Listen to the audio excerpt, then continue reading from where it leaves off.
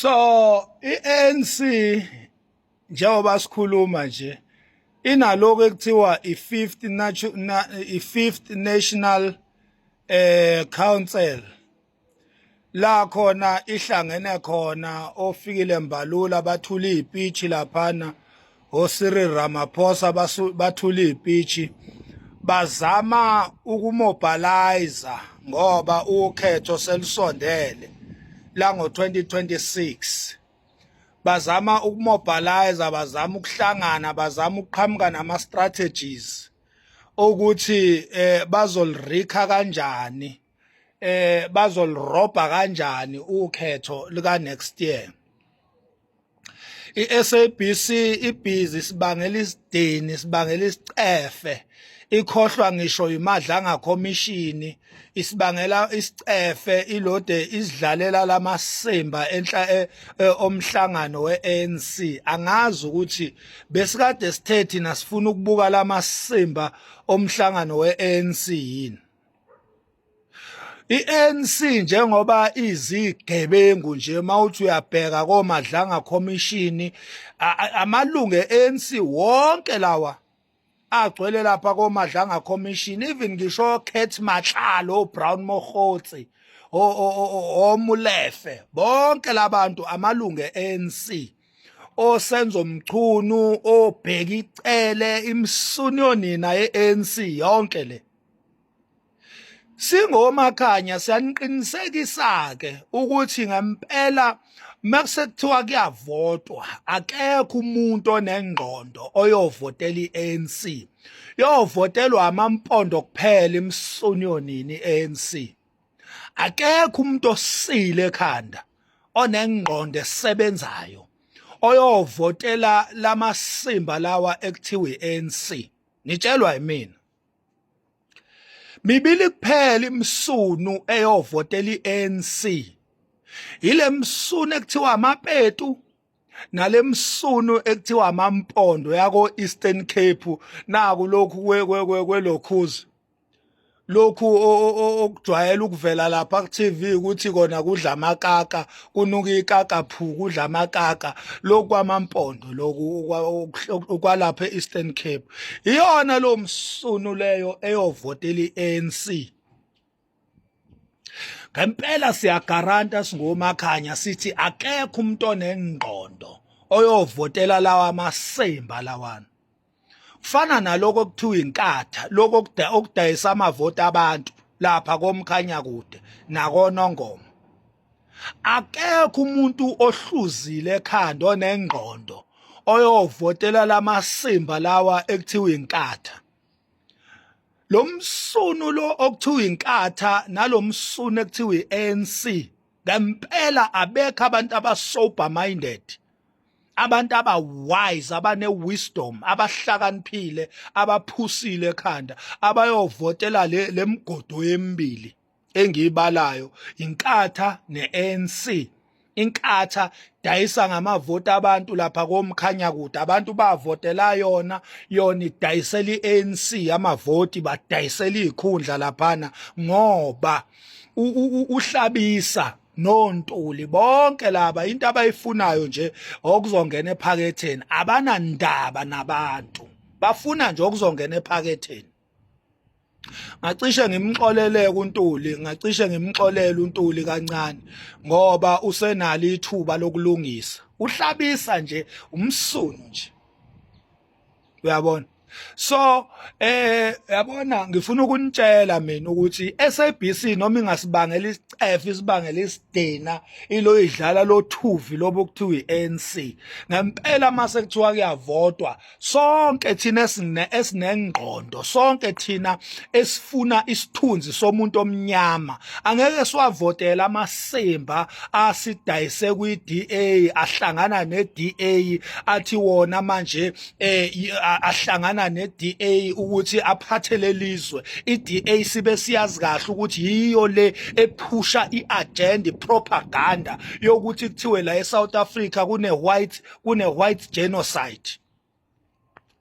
le DA le iANC eyayikhethayo yiyo le esiqhatha no Donald Trump, yiyo le esiqhatha neAmerica njoba uTrump ebhizi esishaya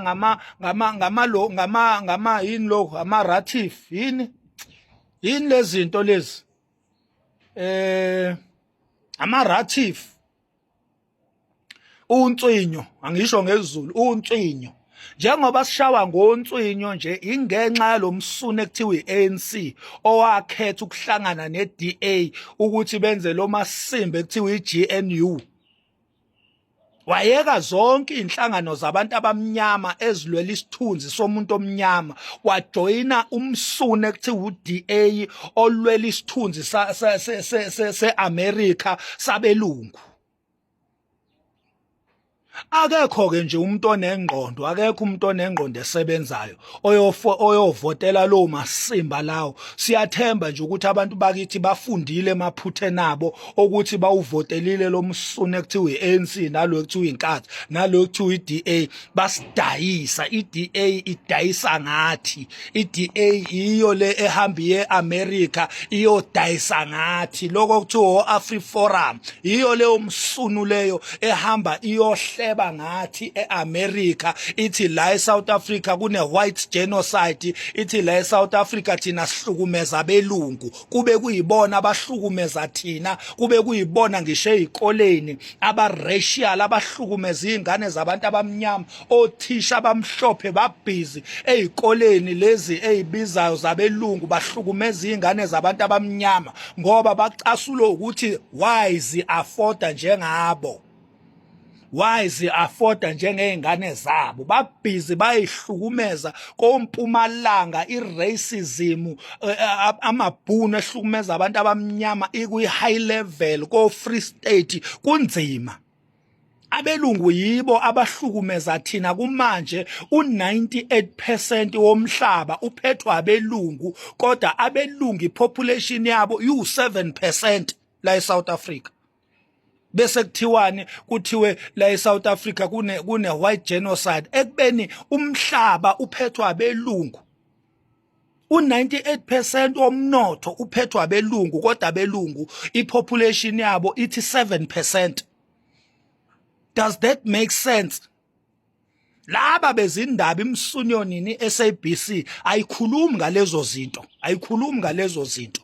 Ibhizi sidayisela umsunu lo ekuthiwa iANC. So kwenza sure ukuthi asivoteli lento thina esinengqondo esebenzayo, thina esizilwela thina njengabantu abamnyama, thina esinendaba nathi nezingane zethu. We will make sure ukuthi sizama iMK. iMK asisho ukuthi perfect, iMK asisho ukuthi konke ku right ngayo.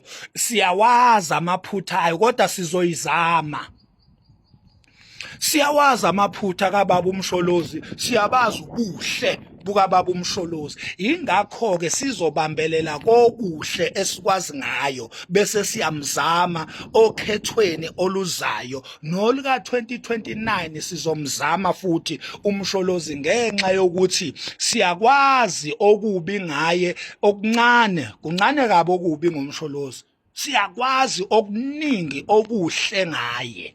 Ingakho sizomvotela uMsholozi. Asisho ukuthi uperfect, asisho ukuthi uyingelosi, asisho ukuthi akazabenza oronke. Sithi sizomzama ngoba siyabazi oright bakhe, siyakwazi okuhle ngomsholozi. Siyamazi thina uMsholozi ejahelwa ukuthi uvikela iSouth Africa uyifaka ngaphansi kweBRICS. Namhlanje South Africa is the most respectable country in Africa ngenxa kaMsholozi. Siyamazi uMsholozi thina ekhipha istatement elwa ebuza ukuthi uphi umnotho, iphi freedom yomuntu omnyama. Azange sinikezwe freedom yomnotho, thina sanikezwe freedom yokuvota kuphela. Siyamazi uMsholozi ekhuluma amazwi njengalawo.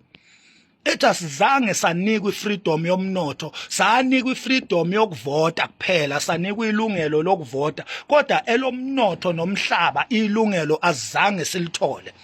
Amazwi kaMsholozi lo. Siyamazi thina uMsholozi implementa lento ekuthiwa i-free education. i-free education zaze zatoyitoya iy'ngane zitoyitoyela ukuthi ayifike radically, kanti umsholozi wayeneplan yakhe yokuthi.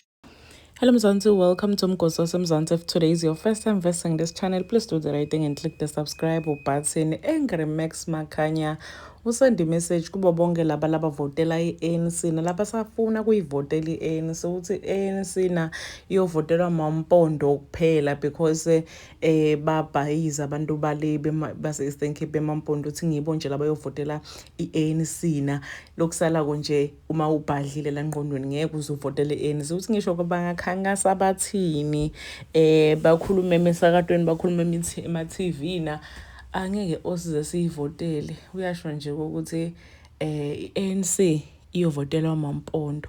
Please do comment what you think below down on the comment section. Don't forget to hit the notification bell.